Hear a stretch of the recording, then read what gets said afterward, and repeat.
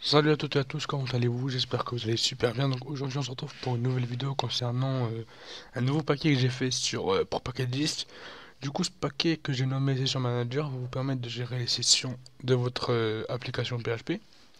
Donc voilà, en gros c'est tout simplement un sorte de système qui va nous permettre de remplacer les sessions start et les sessions stop.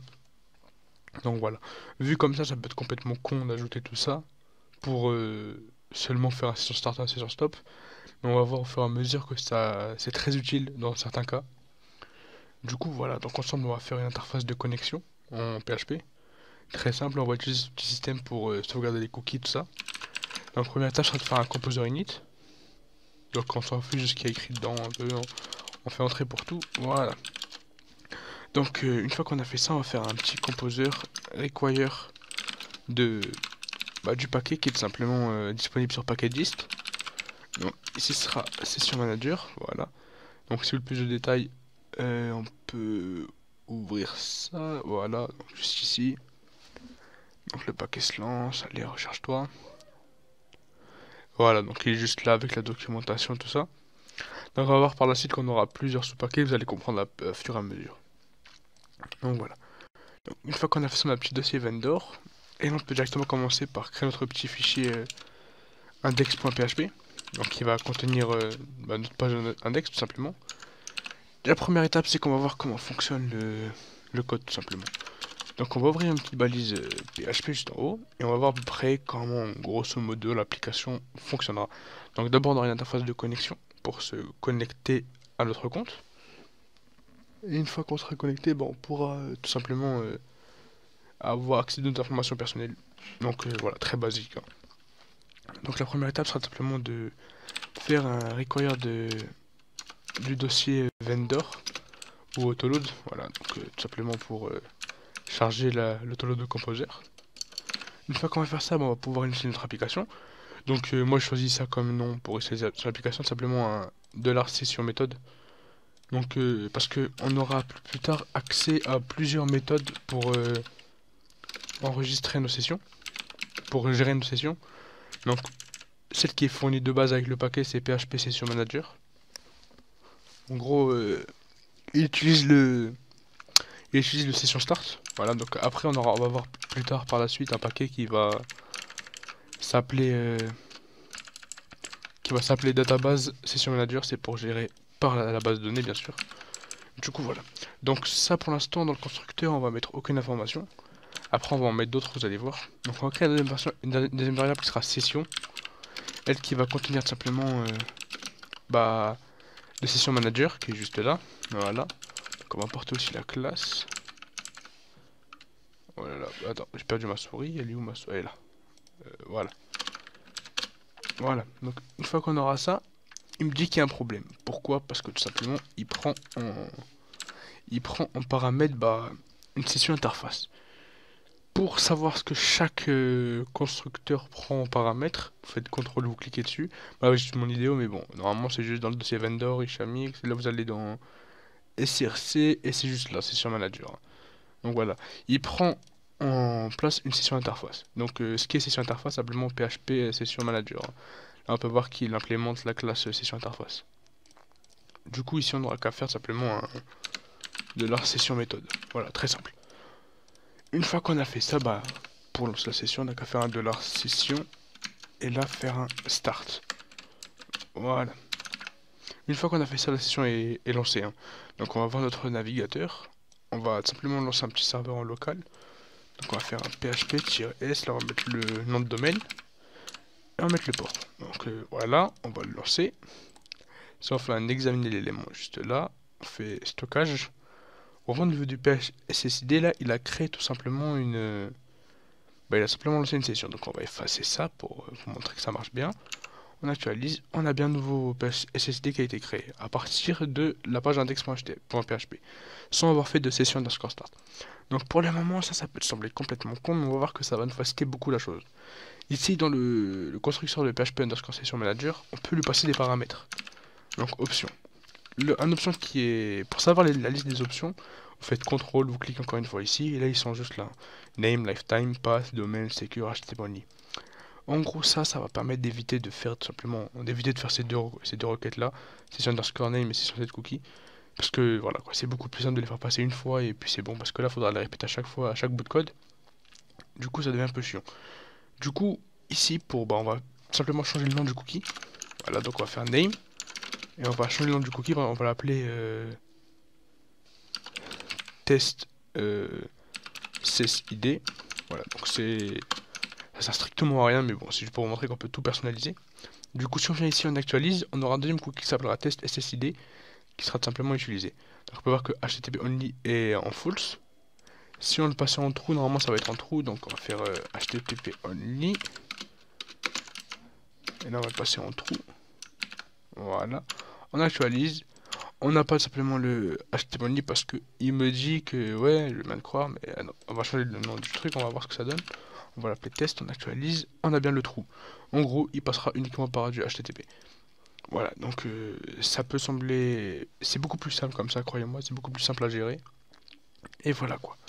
Du coup, on va revenir à notre truc de base, donc ce sera php-ssid. Voilà, donc c'est le cookie de base qui est juste en haut. On va tout simplement supprimer tout ce qui reste. Voilà, on va recommencer. Donc on a notre petit cookie php-ssd qui est juste là, qui a une valeur définie juste là. Et on pourra commencer. Donc la première étape pour définir une session, donc tout est expliqué dans la documentation. Pour définir une variable de session, on peut faire simplement un session z. Donc on va faire ce qu'ils disent, on va faire un session z. Et là on va lui donner une clé pour cette session. Donc on va l'appeler name. Voilà, donc ce sera le nom de le nom de la variable à stocker. Et là on va donner la valeur. Donc nous on va dire name et la valeur ce sera tout simplement Hicham. Voilà. Donc si on fait ça et on fait un petit var underscore dump de l'arc de peut pas si on fait ça, là ça nous affichera rien, strictement rien, parce qu'il me dit ouais, bon, je n'ai à foutre que tu me dises name. Du coup on va faire un petit var dump de $_ session. Et vous allez voir que le name il va bien sortir. Donc pour le bien du temps, on va juste changer un petit truc. On va utiliser le var dumper de Symfony qui est beaucoup plus beau. Voilà, donc on va définir en dépendance du projet seulement. Donc ça charge. Et on va lancer le petit serveur derrière. Et parce que ça j'ai refait le cache parce qu'il y a un petit problème. Du coup ici au lieu de faire un var dump, on va faire tout simplement un dump. Voilà, et si on actualise, on a bien notre petit name Hicham, donc qui est beaucoup plus beau. Du coup voilà. Donc pour définir une variable, on fait seulement de cette façon là. Ou sinon on a une autre façon qui est simplement disponible depuis PHP 5 je crois. C'est l'array access. Donc ici on pourra simplement mettre un $session. On va donner un nom, par exemple ami. On va mettre égal. Et là on va mettre 5. Voilà, j'ai pas beaucoup d'amis, j'ai que 5 amis. Donc là il me souligne parce que c'est l'orthographe. Du coup voilà. Donc si j'actualise ici, on nous dit bien que j'ai 5 amis. Voilà, donc franchement si vous êtes familiarisé avec PHP, enfin avec les sessions, je vous conseillerais d'utiliser tout simplement cette façon-là. Sinon celle-là elle marche tout aussi bien que celle-là, c'est pareil. Donc ensuite pour récupérer une valeur, donc vous faites un $session, et vous pouvez faire un get. Là vous mettez la clé, donc ce sera name, et voilà. Donc là vous voulez récupérer une session. Pour la récupérer de cette façon-là, c'est très simple, vous faites simplement un $session, et là vous mettez name. Voilà. De cette façon-là aussi marchera, pourra récupérer cette variable-là, ok. Du coup, donc là ça m'affiche rien parce que j'ai pas fait un écho, mais si on ferait un petit écho juste ici là, et on actualise, on a bien donc notre petite variable. Donc ici si on mettait ami à la place de truc, on a bien Hicham 5, et là si on mettait aussi ami, ça marche tout aussi bien. Donc voilà. Maintenant pour supprimer une variable, c'est très simple, il faut faire $session, et là vous faites nz. Voilà. Donc une fois que vous aurez fait nz, vous dites quel truc vous voulez supprimer. Donc moi ce sera simplement par exemple le nom. Ou sinon on peut le faire aussi de cette façon en faisant nz, on met $session et là on définit ami. Voilà, donc normalement on aura une variable de vide qui est vide. Voilà, donc elle est bien vide. Donc voilà en gros comment fonctionne la petite cette classe. Donc voilà. Donc ça peut paraître très con, mais bon, je vous jure pour l'instant, vous allez voir, ça va beaucoup nous aider pour plus tard. Du coup, on va commencer tout de suite à faire notre code PHP. Donc notre code HTML, donc on va simplement commencer par installer HTML pour faire notre interface de connexion. Ne vous inquiétez pas, c'est très facile. On va faire 2 et là on va mettre session manager. Voilà. Donc la première étape sera simplement de définir une navbar. Donc ce sera nav.navbar. Oulala. .navbar. .navbar-dark et .bg-primary. Donc pour ceux qui se demandent, j'utiliserai Bootstrap pour ce tutoriel, c'est beaucoup plus simple. Et ça, tout simplement, tout ce qu'il nous faut pour ce tutoriel. Donc on ne demande pas de trucs très complexes, du coup on s'en fiche un peu. Donc ici ce sera navbar-brand. Donc on met un hashtag et là on va mettre simplement, seulement on va juste mettre ça là. Voilà. Du coup si on active notre page, normalement on aura tout simplement ça qui est tout moche. Du coup on va importer Bootstrap. Donc si on va mettre un petit link, voilà. Si on actualise, on a tout qui est très beau, voilà, donc c'est déjà mieux. Donc on va fermer ça pour le moment. Et on peut commencer. Du coup ici on va mettre une deuxième div qu'on va nommer container, qui contiendra tout simplement Oulala. Contiendra tout simplement notre contenu. Et voilà quoi, donc en bas on va créer une deuxième div qu'on va appeler... Bon, je vais copier simplement pour aller plus vite. Voilà. Parce que le tutoriel je l'ai déjà préparé. Pour ceux qui se demandent, le gros fichier ressemble à ça. En gros c'est un petit fichier Notepad qui contient tout. Donc maintenant si on actualise, on aura bien notre petit truc ici qui est tout moche. Du coup voilà, donc la première étape sera simplement de créer un formulaire. Donc très simple, hein. Donc on va créer un formulaire. L'action ce sera sur le login.php. Donc là je vous jure, on s'en fout complètement des... On s'en fout complètement de la sécurité, hein. C'est juste pour vous montrer les sessions, comment ça fonctionne. Du coup, la première chose qu'on va faire, on va tout simplement tout copier, hein. Donc, au premier lieu, on aura un nom d'utilisateur, entrée de nom d'utilisateur texte, et en deuxième, on aura le mot de passe. Et en troisième, on aura simplement le input de type bouton, de type submit. Voilà, donc il y aura comme valeur se connecter. Et ensuite, il y aura comme une classe qui sera tout simplement btn et btn-primary. Voilà. Donc, si on actualise, on a notre petite interface de connexion. Et du coup, voilà. Donc, la première étape sera tout simplement de afficher ce formulaire uniquement si l'utilisateur n'est pas connecté. Du coup, si on va faire un if avec la syntaxe alternative, donc si c'est vide, simplement la variable session user, si elle est vide, on va pouvoir on affiche ça. Donc pour le moment la variable est bien vide, mais si ce n'est pas vide, on fait le contraire, ça nous affichera tout simplement pas le formulaire. Donc voilà. Si c'est vide, tu nous affiches ça.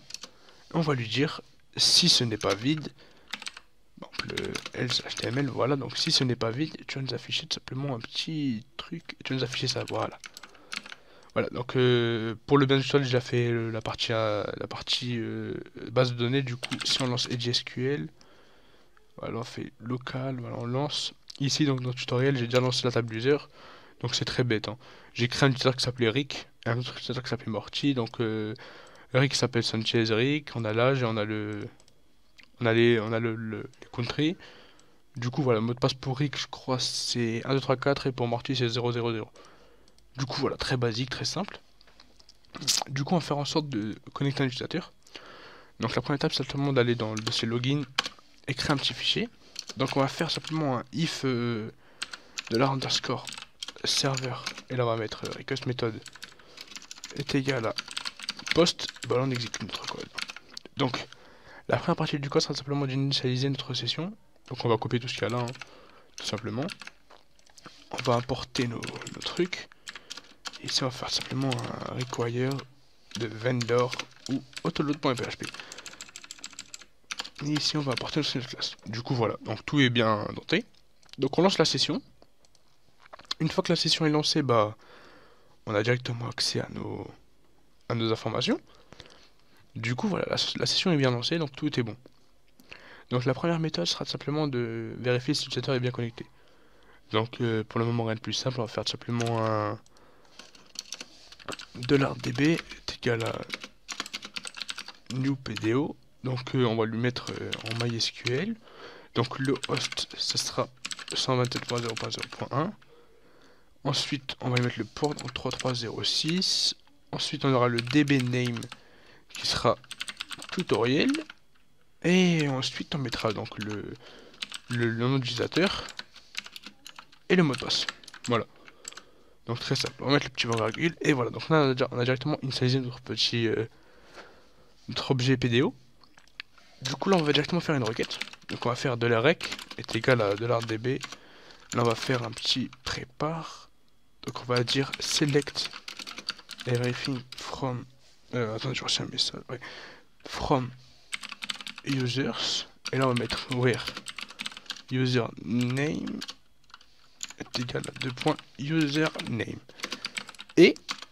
ok, on va utiliser seulement l'éditeur directement. C'est beaucoup plus propre. Et on va lui dire simplement que et password est égal à deux petits points password. Donc les deux petits points c'est pas bon pour utiliser une requête préparée, hein, c'est beaucoup plus simple. Du coup voilà, donc on finit tout ça avec un petit point virgule. Et voilà. Donc voilà quoi. Donc là il me râle un peu parce que je change du tactile, donc on va lui dire tu changes tout ce que tu veux en MySQL. Voilà, donc comme ça il va bien l'attendre et ce sera tout bon. Du coup une fois qu'il va faire la requête, on va lui dire simplement tu l'exécutes avec ces paramètres là. Donc le premier paramètre sera tout simplement le petit point username. Donc ce sera tout simplement $_ post. Et là on va mettre username. Et en deuxième paramètre tout simplement le password. Donc là tu vas faire un $, tu vas faire un SHA1 de $_ post. Et là on va mettre password. Voilà. Du coup une fois qu'on a fait ça, on va simplement lui changer le fetch méthode. Donc on va lui dire un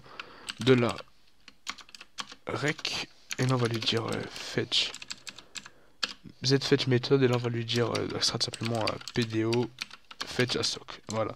Pour faire un tableau associatif et non un tableau direct. Du coup une fois qu'on a fait ça, on va tout simplement définir notre variable.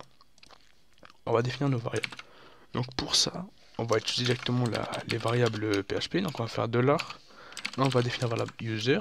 Ce sera égal à $rec fetch. Voilà. Du coup, je pense que ce serait même un peu plus logique si de le faire uniquement si l'utilisateur existe. Sinon, non. Non, mais du coup, ça c'est marché. Ouais, du coup, ça c'est marché. Du coup, là, on va faire un petit header location du petit point index.php. Et voilà. Donc là, pour l'instant, on a fini. Du coup, voilà. Donc, si la requête est en poste et on vérifie bien que tout est bon, on connecte l'utilisateur et on lui donne les paramètres. Du coup, on va voir ce que ça donne. On va essayer ça tout de suite. Donc on actualise. Ici on va mettre simplement RIC. Là 1, 2, 3, 4. On fait entrer. Et là on a une erreur parce que tout simplement, je sais pas où j'ai merdé. La session start, ouais. Donc la méthode est bien en poste. Peut-être ici j'ai pas précisé la méthode. Si. Login.php. Pourquoi ça marche pas? J'ai dû me tromper quelque part. J'ai dû me tromper quelque part. Donc tout est bon, hein. C'est bizarre que ça marche pas. Donc, on va recommencer. Hein. Donc, ce sera RIC. Là, c'est 1, 2, 3, 4. On fait se connecter. Et là, on a une erreur. Parce que tout simplement, j'ai dû me tromper quelque part. Donc, on va faire un petit dump ici. Dump $. Avec fetch. Voilà. On va voir ce que ça me retourne. Donc, ici, on va faire on va faire RIC. 1, 2, 3, 4. Et là, il me dit bien false. Parce que undefined index underscore. Ok, il me dit simplement que les postes ne sont pas définis. Parce que je pense ici, j'ai pas précisé de name. Voilà, donc j'en étais sûr. Voilà, donc ici, il faut bien préciser un nom. Sinon, il va râler, c'est logique. Donc ici, on va faire un deuxième juste ici, là. Donc name sera password. Voilà. Du coup, si on actualise juste là et on refait la même chose, du coup, on va juste enlever le petit dump ici. Normalement, tout sur cette solution, c'est marché, hein, ça marche très bien. Du coup, si on fait un 1, 2, 3, si on fait un RIC et là on fait 1, 2, 3, 4, on fait entrer, ça nous affiche bien ça, hein. Du coup, tout est bien. Voilà, donc maintenant on va se déconnecter. Donc pour se déconnecter, c'est très simple, on va créer un fichier qu'on appellera tout simplement logout, hein. Donc on va faire file, on va le faire un peu plus dynamiquement avec le petit truc. Donc on va faire un fichier qu'on appellera logout.php. D'ailleurs, ce fichier n'est créé pas, bon, on va le créer vite fait. Donc de base, il faut bien importer nos petits fichiers en haut. Donc on va tout importer. Donc voilà, on va importer tout ça. Et là on aura simplement à faire $session. Et là lui mettre un petit stop. Et une fois qu'on aura fait un petit stop, on va faire un petit header location. Et là on va le mettre index.php. Voilà. Du coup, si on actualise, on fait se déconnecter, il nous déconnecte. Du coup, on va aller sur l'utilisateur Morty. 1, 2, 3, 4. On fait entrer. Normalement, il est censé se connecter parce que bien sûr, Morty, c'est pas 1, 2, 3, 4, son mot de passe, c'est 0, 0, 0. On fait entrer, on est bien connecté. Donc, maintenant, on va tout simplement, ici à cet endroit-là, récupérer les informations. Donc, on va faire un petit PHP. Là, on va faire un dump. Et là, on va tout simplement passer de la session user. Voilà. Du coup, si on actualise, on a bien des informations concernant Morty, hein. Donc on va les afficher juste ici. Donc première étape, c'est simplement de faire un echo. Voilà. Donc ce sera $session user. Et là, ce sera donc first name. Donc je pense que c'est ça, hein. Donc le first name, c'est Morty Smythe. Donc ici, on va faire un deuxième echo. Juste à côté. Voilà. Sauf qu'ici, on mettra last name. Ensuite, juste ici, donc on va faire exactement la même chose, hein. Donc on va copier tout ça là. Le mettre après à la place de Rick Sanchez, juste ici. Ici, on va mettre un simple écho, pas deux, hein. Donc on va faire ça, on va coller ça là, on va mettre âge à la place. Et ici, là, on va mettre, au lieu de last name, on va mettre country underscore code. Donc voilà, donc si on actualise, ça marche du tonnerre, on a bien notre petit personnage Morty Smith qui a 14 ans. Donc on se déconnecte, on va se connecter à la place de Rick. Donc on va mettre Rick, 1, 2, 3, 4, on fait entrer. On est bien connecté à la place de Rick. Voilà, donc très simple, très basique. Maintenant on va voir qu'on pourra passer à l'étape supérieure avec tout simplement le petit outil magique qui est tout simplement Session Manager-database. Attends, je vais vous montrer tout de suite, il est juste là. Voilà. Donc en gros c'est le même, c'est une sorte de add-on qui va tout simplement nous permettre de gérer les sessions à partir de la base de données. Du coup, on va voir ça tout de suite comment ça fonctionne. Il nous suffit simplement de l'incorporer au projet. Donc on va copier la petite ligne qui est juste là, là. On va la copier et on va la coller juste là. Voilà, on fait entrer, on attend que ça charge. Non mais on va tout télécharger, peut-être pas, peut-être du cache. Ouais, il va tout télécharger. Du coup, on va laisser télécharger, hein. Donc d'ailleurs, c'est cette API là qui a été, ce petit paquet là qui a été fait en speed coding, juste la vidéo d'avant. Du coup, voilà. Donc on va lancer ça. On attend que ça charge. Voilà, donc maintenant qu'il a chargé, on va se lancer et on voit que tout marche bien. Ici, là, au lieu de faire un nouveau PHP session underscore manager, on va tout simplement faire un database session manager. Voilà.